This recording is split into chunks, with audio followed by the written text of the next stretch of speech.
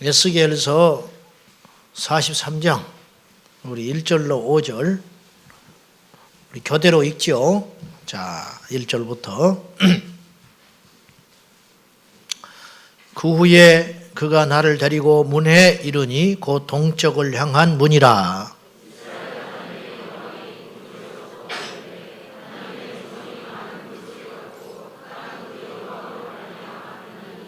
그 모양이 내가 본 환상 곧 전에 성읍을 멸하러 올 때에 보던 환상 같고 그발 강가에서 보던 환상과도 같기로 내가 곧 얼굴을 땅에 대고 엎드리었더니 다 같이요 안뜰에 들어가시기로 내가 보니 여호와의 영광이 성전에 가득하더라. 아멘. 할렐루야. 오늘 오직 성경으로 28번째 시간입니다.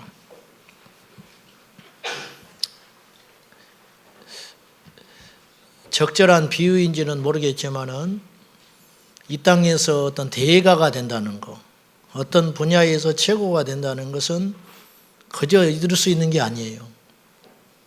신앙도 마찬가지. 신앙도 세상과 하나님께 두 양다리를 걸쳐서는 절대 역사가 안 일어나요. 내 전부를 걸 때 역사가 일어나요. 예수를 믿을 때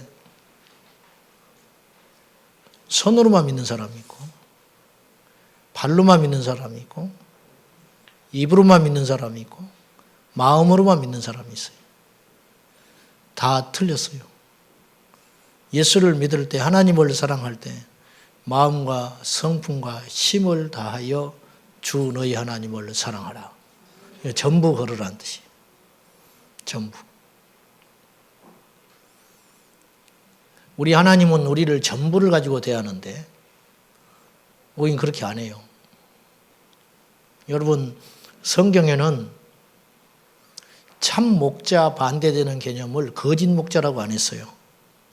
싹군 목자라고 그랬어요. 그죠? 참 목자 반대가 누구라고요? 싹군 목자가 무슨 뜻이에요? 네? 월급쟁이. 네? 돈 받고 일하는 목자를 싹군 목자라고 그래요. 그러면 일상생활 속에서 싹군은 나쁜 사람이에요? 나쁘지 않은 사람이에요? 뭐이 나빠? 자기 돈 받은 만큼 일하는데 그냥 적당히. 그죠? 근데 주님은 그 사람은 싹군이라는 거예요. 성경에 싹군 목자라는 말은 우리가 믿음 안에서 보니까 좋지 않은 이미지가 있지 보편적으로 보면 싹군 목자는 나쁜 말이 아니라고 말이에요. 성도도 싹군 성도가 있을 수 있어요. 목자만 싹군이 있는 게 아니고. 그죠? 그러니까 주님께 전부를 걸고 믿는 사람하고 받은 만큼만 일하는 사람이 있겠죠. 또 어떤 조건부 일하는 사람이 있지. 승진을 위해서 일하는 사람이 싹군이죠. 내가 목자인데 이게 목적이 아니에요. 이걸 통해서 내 신분 상승을 이루려고 하는 거예요. 이게 싹군 목자라. 여기에 생명 안 걸어요. 이 사람을 싹군이라고 그러는 거예요. 이걸 발판으로 내 욕심을 채우는 사람을 싹군 목자라고 그러는데 세상 사람들은 이걸 나쁘다고 안 해요. 근데 주님의 눈에는 악한 거예요. 제가 무슨 말씀을 드리려고 하냐면 이 땅에 자기 전부를 걸고 자기 온몸을 불살라서 십자가를 붙든 사람은 드물더라는 거예요. 드물어요. 나는 어쩐가 이거야. 나는. 여러분은 어떠냐 이거예요. 설교자는 흔히 두 종류가 있다고 이야기를 해요. 우리가 신학을 할 때 내가 배웠어요. 설교자가 두 종류가 있대요. 하나는 그걸 에토스라고 그러는데 깃전을 때리는 설교자가 있다는 깃전. 그러니까 준비하고 지식을 이렇게 가르쳐가지고 사람을 감동시키고 은혜를 끼칠 수 있어요. 이걸 에토스적 설교자라고 그래요. 에토스. 기와 지식을 만족시키는 설교자. 근데 또 한 종류의 설교자가 있는데 파토스적 설교자가 있다고 그래요. 파토스. 파토스는 뭐냐? 심장을 흔들어 놓는 사람이에요. 심장을 흔들어 놓는 사람. 사랑하는 여러분, 사랑해야 합니다. 아니, 이제 그렇게 설교를 하는 거예요? 누가? 사랑해야 합니다.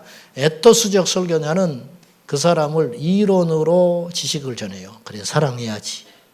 근데 파토스적 설교자는 사랑하십시오. 그러면 심장이 뛰어서 눈물이 나요. 똑같이 설교를 해도. 이해되시죠? 우리나라에서 파토스적 설교자를 했던 분이 있는데 저는 이용도 목사님이라고 생각해요. 그분은 가는 곳마다 심장을 뒤흔들어 놨어요. 그러니까 그분은 설교가 좋다, 나쁘다 그렇게 평가하는 게 아니에요. 설교는 감동적이다, 감동적이지 않다, 길다, 짧다 그렇게 말하는 게 아니에요. 사실은 진짜 설교는 사람을 회개시키고 흔들어 놓는 것이거든요.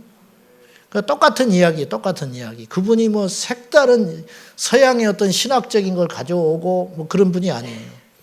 근데 그분은 예수 그리스도 앞에 드리는 영성이 있었기 때문에 똑같은 설교를 해도 성도들을 흔들어 놓는 거예요. 똑같은 설교를 해도. 모든 사람이 그걸 꿈꾸지요. 근데 그게 안 되는 이유가 어디에 있느냐? 우리가 하나님께 드려진 바가 안 됐기 때문에 그래요. 제가 전에 이야기를 내가 여러 번 했어요. 이제 이해하기 쉽게. 전에 여름 때 사역을 갔어요. 우리 후배들하고 친구들하고 시골 교회에. 낮에는 성경학교 하고 저녁에는 어른 집회하기로 하고 간 거예요. 우리 후배네 모 교회로. 차를 타고 가서 이제 늦게 도착했죠. 그다음 그날 이제 여장 풀고 그날 이제 저녁 집회하고 그 다음날 아침부터 성경학교 이제 본격적으로 할 참이에요. 근데 분야가 다 나눠져 있잖아요. 반주팀, 뭐 성경학교, 그 다음에 어른 집회, 뭐 이렇게 나눠져 있잖아요. 근데 이렇게 내가 이제 그때 제일 선배였어요. 그래서 내가 어른 집회 맡기로 하고 이렇게 지나가는데 숙소를 지나가는데 그게 이제 전부 전도사님들이에요. 후배 전도사들. 그리고 자기 교회에서 이미 성경학교 다 마치고 왔어요. 그러니까 자료를 막 이만큼 가져온 거예요. 옛날에는 이렇게 화면 보여주고 그런 환경이 아니었기 때문에 프로젝트가 없었기 때문에 뭐 이렇게 그 판화에 뭐 이렇게 인형 만들어 오고 뭐 이렇게 시청각 자료 같은 거 가지고 오고 떡 발 뻗고 앉아가지고 무슨 말 그때 어떤 놈이 그래 우리 프로잖아. 그 소리가 딱 내 귀에 들어왔어. 내가 한마디 하고 싶었지만 참았어요. 그 다음날 죽 써버리더만요. 그래서 내가 딱 죽 쓰고 나서 불렀어. 오, 예. 프로? 어떤 놈이 프로라고 그랬어? 내가 그랬어요. 고개를 못 들어. 그래, 프로들이 있다 있냐? 애들이 오기는 엄청 왔어요. 홍보를 해가지고. 옛날에 순수하잖아요. 서울에서 왔다고 하니까. 오면 뭐해? 하나도 잡히질 않는데. 영이 약하니까 애들이 잡히질 않는 거예요. 귀신같이 안다고 그러죠? 알아버려. 이 사람들이 지식으로 자기를 만나려고 하는지 한번 했던 것도 와서 또 하려고 하는지 영혼 앞에 생명을 들인 사역자들인지 아는 거예요. 하나님은 대충 일 안 해요. 안 맡겨 함부로. 제가 말씀드리려고 하는 건 뭐냐면 엄두선 목사님이 그런 말을 했어요. 그분이 우리 학교 다닐 때 채플 때 와서 설교를 했어요. 그분이 은성수도원 원장이었을 때. 이분이 돌아가셨을 거예요. 연세가 고령이에요. 그 당시에도. 머리를 짧게 깎고 하고 스포츠를 깎고 와가지고 시커매요. 원래 피부가 시커먼지 밖에서 일을 많이 했는지 시커매가지고 키가 큰 분이 오셔가지고 우리를 부리부리하게 쳐다보는데 눈이 안광이 반짝반짝해요. 그래서 이렇게 보더니 우리한테 이렇게 이야기해요. 한국교회는 망하기 직전이다. 왜 그러냐? 예수 얼이 없다. 예수의 얼이 없다. 그 소리를 언제 하셨냐면 25년 전에 했어요. 그럼 지금은 훨씬 더 없어요. 교회마다 난리죠. 왜 난릴까요? 가짜가 많아서 난린 거예요. 가짜가 많아서. 예수 얼이 없어요. 우리 청년들이 예수 얼이 들어가야 돼. 이번 수련회 가서 예수 얼 받아서 오라고. 얼은 우리나라 말이잖아요. 예수의 정신, 예수의 혼, 예수의 사상, 예수의 영이 없어서 넋이 나가버린 거예요. 교회만 왔다 갔다 해, 시체처럼. 어른들도 마찬가지고 목회자도 마찬가지고. 사랑하는 여러분, 온몸으로 하나님을 만나야 돼요. 온몸으로. 예배 한 번이 나는 인생을 바꿀 수 있다고 믿는 사람이에요. 예배 한 번이. 그러니까 그 예배 한 번이 내 인생의 클라이막스가 되려면 전부를 걸어야 한다는 거예요. 전부. 모든 것이 대충대충이라. 대충대충. 대충대충해서는 절대 은혜도 못 받고 복도 못 받아요. 여러분, 십자가 앞에 여러분의 생명을 드려버리세요. 그래도 하나님께서 여러분을 안전하게 지켜줍니다. 믿으십니까? 일사각오로 신앙해라. 네? 일사각오로 청년들 주님을 믿으라고. 아멘? 말만 그러지 말고 일사각오. 무슨 뜻이요? 말해봐. 일사각오가 무슨 뜻이요? 응? 말 좀 해봐. 알면서도 말 못하지? 회장 이야기 좀 해봐. 일사각오가 뭐요? 응? 뭐요? 응? 한 번 죽을 걸 각오하는 거지. 뭘 복잡하게 생각해.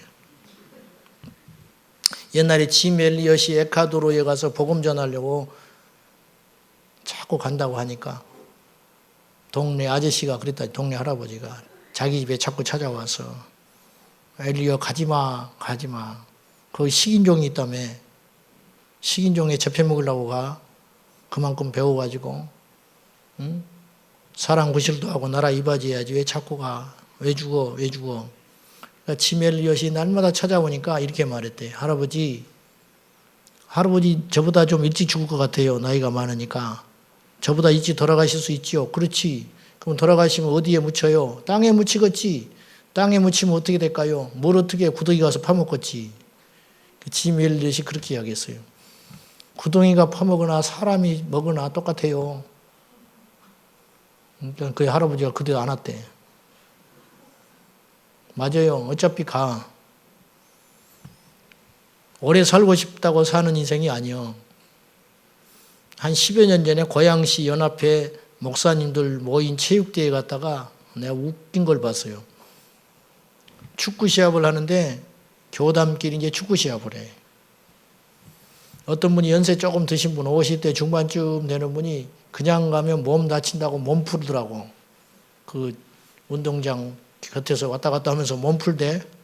몸 풀다가 피딱 자빠지더니 몸 풀다가 다리가 부러져 버렸어요. 가지고 119에 실려갔어요. 가지고 한 6개월 이렇게 하고 다니더라고. 내가 그때 봤어요. 몸 풀라다가도 다리 부러지는 게 인생이라. 몸 풀라다가. 왜 몸을 풀었을까? 안 다친다고. 안 다치게 하기 위해서 몸 풀다가 다리 부러진 사람도 나는 봤어요. 안 되는 거예요. 억지로 안 돼. 자, 누차 말해요. 생사화복 하나님께 달려 있어요. 우리 청년들 하나님께 인생 걸으라고. 여러분이 부자 되고 싶다고 부자 안 돼. 응? 여러분이 하나님께 초점을 맞추면 안 되는 것도 되고 무너지는 것도 세워지고 망한 것도 일으켜줘요. 하나님께 초점 맞추고 살았는데 망했다. 그거 망한 거 아니라니까. 오늘 이가수 북포가 어디가 있어? 나 무식해가지고 아까 몰라가지고 말을 못하겠다. 이가수 북포가 어디 있어요? 에? 브라질 있죠? 알고 있어. 근데 말을 못하겠더라고. 틀릴까봐. 브라질 맞아요? 브라질이라고 하긴 했는데 나도 이놈이 그럼 브라질에서 왔다고 하면 안 좋아? 이가수 폭포 있는 나라에서 왔대. 장난하나 이거 나를 시험하나. 근데 한국말을 잘해요. 그래서 어떻게 한국말을 잘하냐? 어떻게 노력을 무지했대요. 가지고 이제 미국 시카고에 가서 유학한다고 하더만. 근데 이제 미술을 해가지고 패션 전공한다고 그러더라고. 나보고 상담할 게 있다고 그러면서 무슨 말을 하냐면 한 500~600명 모이는 자기들 같이 학교에서 하는 중에 15번째가 됐대요, 자기가. 그러니까 선발이 됐대. 가지고 이 선발이 되면 1년 동안 잘 관리를 해가지고 한 10,000명 모이는 곳에서 패션쇼를 한대요. 근데 자기가 뽑힌다고 메일로 축하한다고 연락이 왔더래. 이 자매가 기특해요. 이렇게 이야기해. 1분만 좋았대, 자기가. 그래서 왜 1분만 좋냐 그랬더니 그 세계가 어마어마하게 악하다는 거야. 이렇게 보면 여자인데 남자래. 그 선생님들이 거의 동성애를 한다는 거예요. 패션 하면서. 그 미를 추구하기 때문에. 그러니 뭐 학생들을 말할 것도 없고, 그래서 1분간만 좋았대. 그래서 그걸 자기가 거절했대요. 안 한다고 거절했더니 연락이 왔대. 이거 안 하려면 학교를 나가라고 그러더래. 과외에서 나가야 된다고 그러더래요. 그래서 자기가 고민이 크다는 거예요. 얼마나 기특해요. 이게 영적으로 살아있기 때문에 이런 감각이 있는 거예요. 없는 사람은 좋기만 한 거예요. 예수를 믿어도 좋기만 해. 자랑하기 바쁘고. 그럴 거 아니에요. 그렇지만 한 번 더 접어서 생각하는 거. 이게 믿음의 눈이라는 거예요. 우리 청년들에게 이런 믿음의 눈이 있기를 바랍니다. 그래서 내가 그래서 일단 염려하지 마라. 하나님께서 너를 지켜주신다. 그 생각만 버리지 마. 그리고 다니엘을 바벨론에 들여보내서 하나님께서 세워주신 것처럼 너도 그렇게 했을 것 같다. 내가 이제 그렇게 위로를 해줬어요. 자, 에스겔서 해요.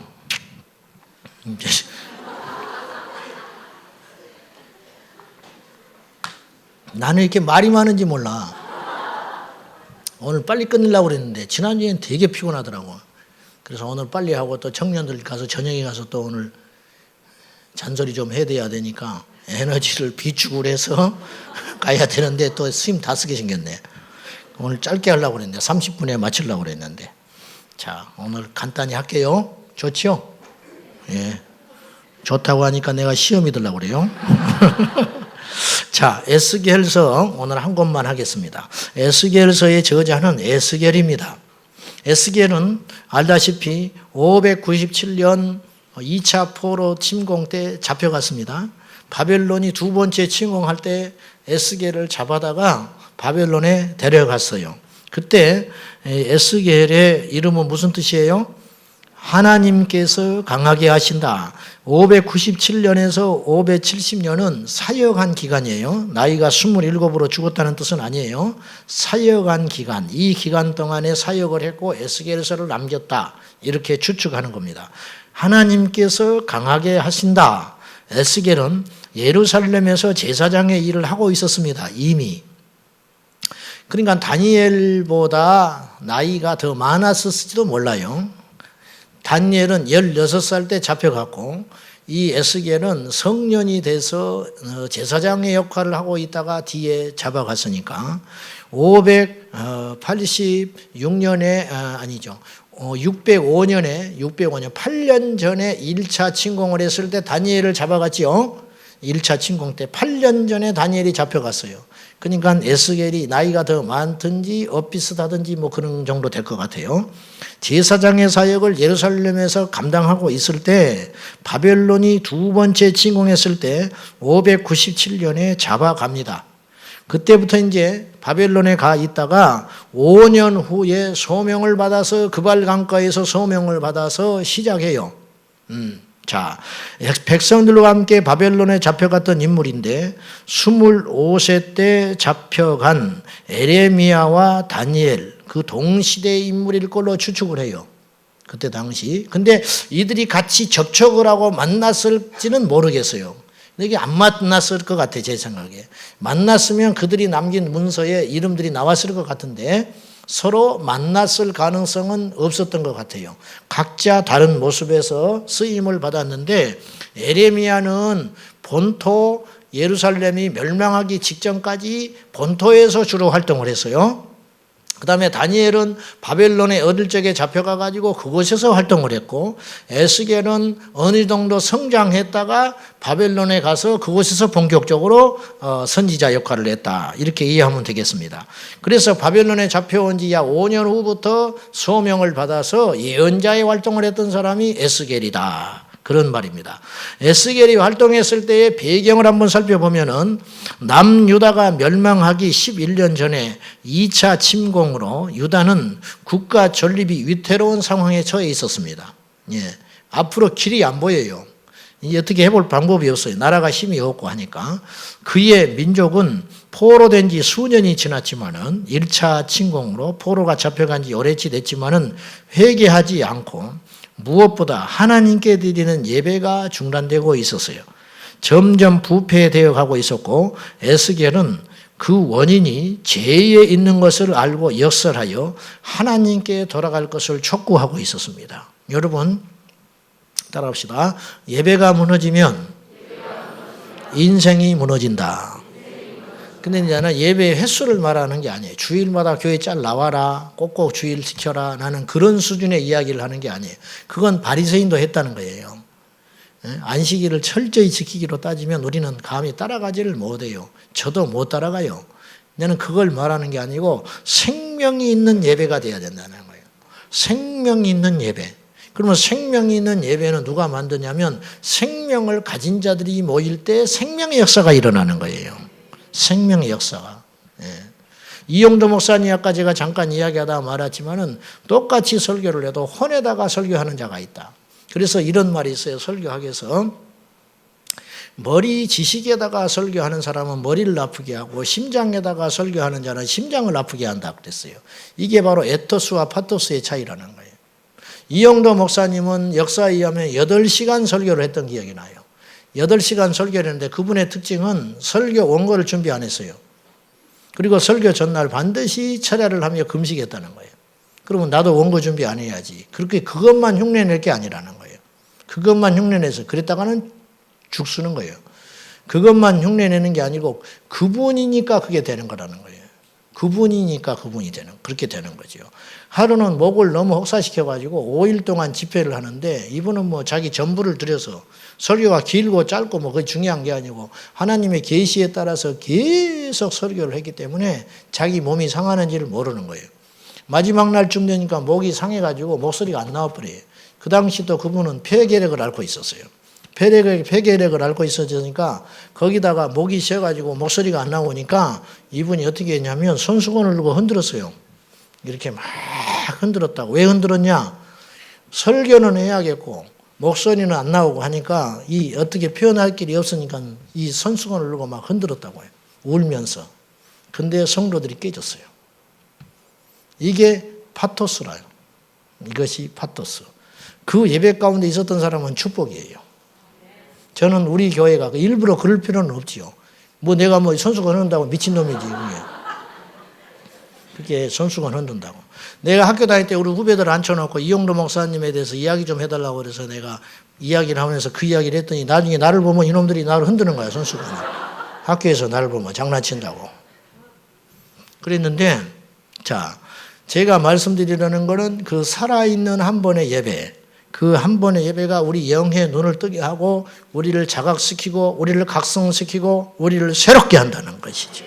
이런 예배가 우리 예배 공동체 안에 날마다 일어날 수 있다면 얼마나 귀하고 복된 일이겠어요.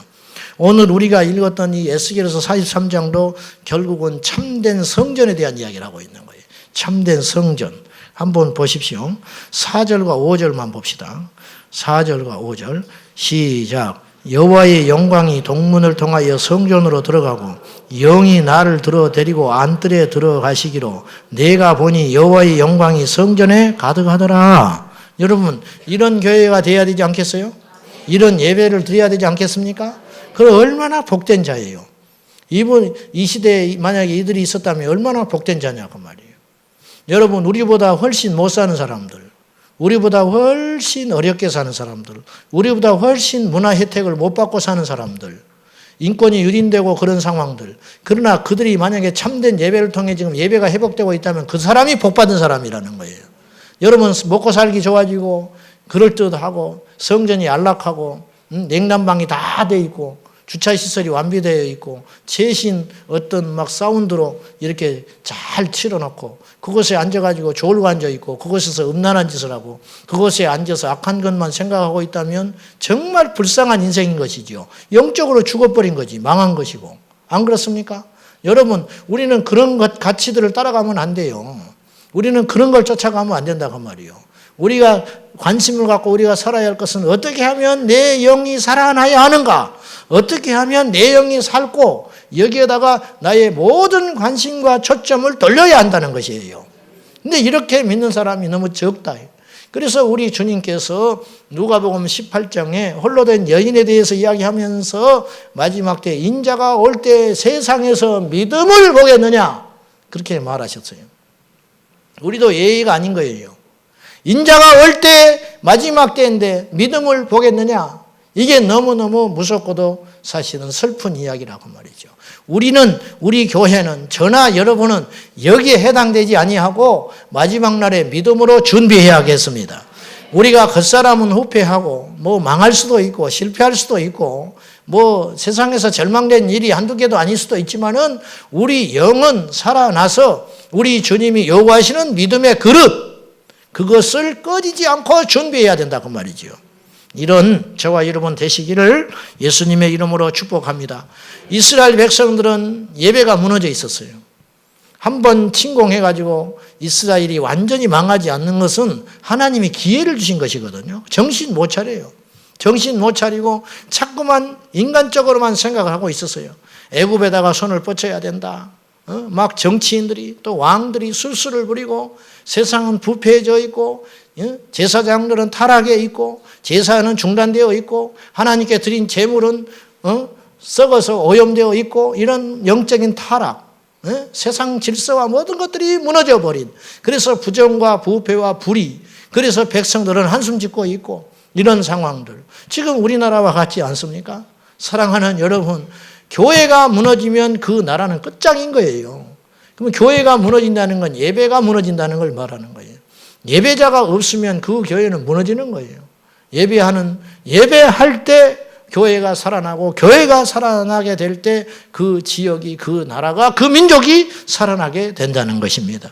이 시대의 위기는 결국은 예배의 위기라 할 수 있어요. 이 시대의 위기는. 그리고 더 정확히 표현하면 예배의 위기라는 건 예배 형식이 이렇게 됐는데 이랬다. 옛날에는 엄격했는데 자유하다. 뭐 옛날에는 가운도 있고 뭐 이렇게 했는데 지금은 엄숙하지 않다. 그런 차원의 이야기가 아니라 예배가 무너졌다는 건 뭐냐면 예배자들이 무너져 있다는 뜻이에요. 예배자들이. 예배자들이. 저와 여러분은 예배자인 동시에 재물이거든요. 그래서 로마서 12장 1절과 2절에 너희는 이 세대를 본받지 말고 하나님이 기뻐하시고 거룩하시고 온전하신 뜻이 무엇인지 분별해라. 이것이 너희가 드릴 영적 예배라고 말씀하는 거 아닙니까?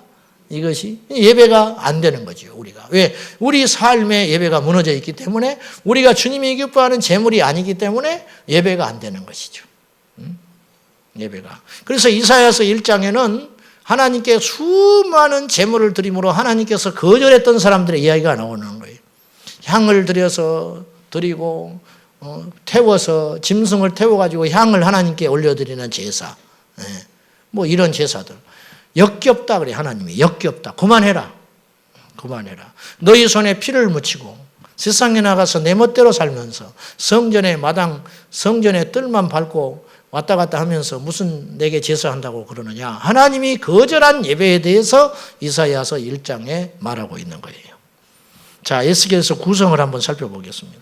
에스겔은 총 48장으로 되어 있는데 첫 번째 소명장입니다. 1절과 3장까지는 에스겔의 소명에 대해서 이야기하는 거예요. 그발 강가에서 소명을 받았습니다. 그리고 내 생물을 봐요. 내 생물 환상, 사람, 사자, 소, 독수리, 내 바퀴, 궁창, 환상, 말씀 선포의 사명을 에스겔이 받은 것이 1장에서 3장까지 이야기입니다. 두 번째는 4장에서 32장까지 나눌 수 있는데 예루살렘을 향한 하나님의 진노. 이스라엘 백성들이 하나님 앞에 무슨 죄를 졌냐면 죄예요. 죄. 부패한 지도자들, 사리사욕하는 지도자들, 거짓 선지자들, 사람들을 만족시키고 풍전 등 앞에 서 있는데 회개를 선포하지 못하고 하나님이 우리를 도우신다고 하는 거짓 예언을 했던 거짓 선지자들. 나는 이런 허무맹랑한 소리를 사실은 이해할 수 없어요. 하나님께서 마지막 날에 이 대한민국 동방을 쓰십니다. 막 몇만 명씩 모여가지고 이런 이야기를 막 함부로 이야기하는데 나는 묻고 싶어요. 무슨 근거로 우리나라를 쓴다고 하는지. 응? 무슨 근거로 우리나라를 쓴다는 거죠? 응? 쓰면 좋겠어요, 제발. 쓸 수도 있지만 안 쓸 수도 있는 것이지. 무슨 근거로 쓴다고 그러죠? 여러분, 계시를 개인화하면 안 됩니다. 계시를 개인화해가지고 그걸 절대화하고 보편화하는 건 굉장히 위험한 거예요. 굉장히 위험하다고요. 우리가 어떤 걸 선포하고 어떤 걸 믿을 때는 근거가 있어야 돼요. 근거. 하나님이 네와 네 자손을 축복한다. 아멘. 기분은 좋아. 기분. 근데 자식이 예배도 잘 안 드려. 응? 학교도 제대로 안 다니고. 그거 묻고 싶어요. 무슨 근거로 쓰는 거예요? 무슨 근거? 우리 청년들이 하나님께 쓰임 받으려면 준비해야 돼요. 준비. 영어는 한마디도 못하는 것들이 외국 가서 선교사 한대. 그러면 네 영어도 못하는데 어떻게 하냐고. 어떻게 되겠지요? 그래요. 쥐야장창 앉아있네? 내가 분명히 단언하는데 하나님이 쓸 수가 없어요. 뭘 해야 쓰지? 뭘 해야 써? 용기는 가상한데 인생은 그렇게 낭만적인 것이 아닌 것이요. 인생은 그렇게 낭만적이질 않아. 응? 2시, 3시까지 핸드폰이나 하고 자빠져 있다가 그 다음날 12시나 일어나가지고 아침 겸 정신 겸 혼자 일어나가지고 눈 비시시 해가지고 앉아가지고 밥이나 라면 하나 끄적끄적 끓여 먹고 또 잠깐 들어놓 있다가 오후 2시쯤 일어나가지고 머리 감고 화장하고 4시쯤 눈 뻗쩍뻗쩍 해가지고 나와가지고 돌아다니다가 휩쓰고 돌아다니다가 주여 주여 하고 그 하나님 어떻게 써? 뭘 갖고 쓰는데? 응?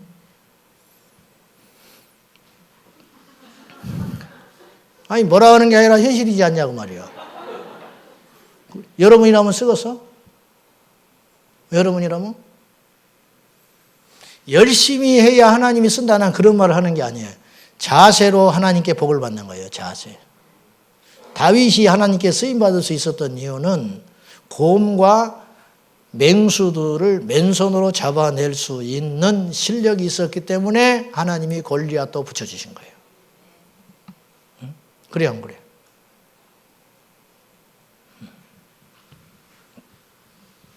우리 교회 이동열이라고 있어요. 첼로 치는 친구. 그 전에 한번 특송 가끔 하죠.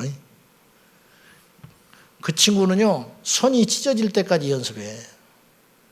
지난번에 엄마가 그러더라고. 오늘 교회 왔더만은 강원도에서 지금 음악 캠프 들어갔는데 다음 달에 세계 콩쿨 나갑니다.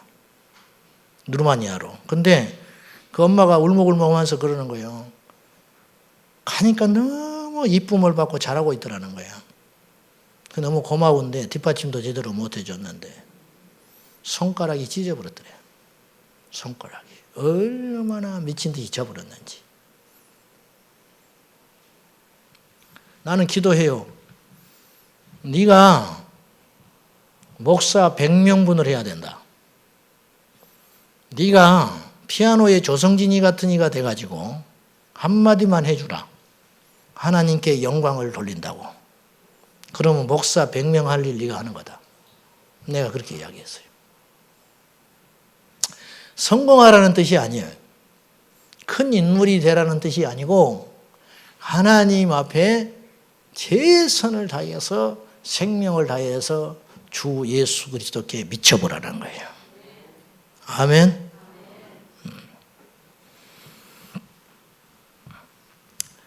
유다 멸망과 포로 예언, 그리고 이방 국가에 대한 심판 예언이 있습니다. 33장부터 39장은 회복을 예언해요. 거짓 목자에 대한 경고. 거짓 목자는 두 가지 특징이 있어요. 첫째, 양을 먹이지 않아요. 두 번째는 자신의 이득만을 취해요. 자신의 이득. 아들이 아니에요. 자신의 이득만을 취하는 사람. 그러니까 이 양을 먹이는 데는 관심이 없고 양을 착취하는 데 관심이 있다. 양을 착취.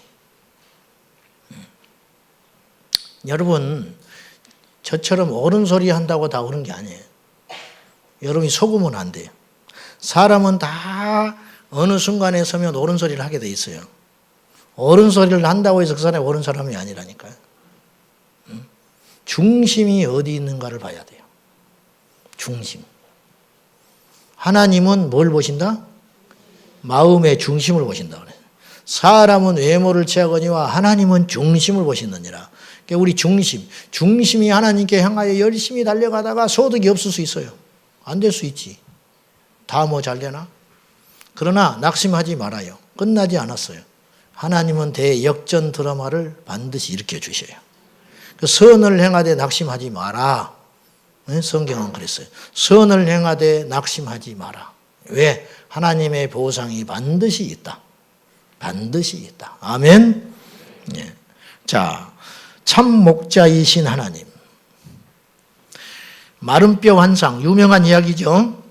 마른 뼈 환상, 에스겔, 이제 에스겔 골짜기라는 데는 없어요. 골짜기를 봤어요. 골짜기 환상. 그래서 그냥 에스겔 골짜기 그래버리는 거예요. 에스겔이 보았던 골짜기 환상이라 그래서. 근데 그 에스겔이 환상을 봤는데 골짜기에 뼈다귀가 연결되더니 거기에 살이 돋고 힘줄이 돋아가지고 여호와의 군대가 되었다. 여호와의 군대. 자, 우리 같이 연약하고 부족한 사람도 하나님이 함께 하시면 쓰시는 일꾼이 된다. 사랑하는 여러분, 지금도 늦지 않았어요. 우리가 언제든지 하나님께 돌이켜 주님을 붙잡기로 하면 하나님이 쓰신다니까요. 이제 큰 일은 아닐 수 있어요. 이제 지나가서. 그러나 언제든지 하나님이 쓸 수 있는 거예요. 그리고 그 쓰신 만큼 천국에 가서 착하고 충성된 종이라 칭찬 들으면 되는 거예요. 아멘이죠?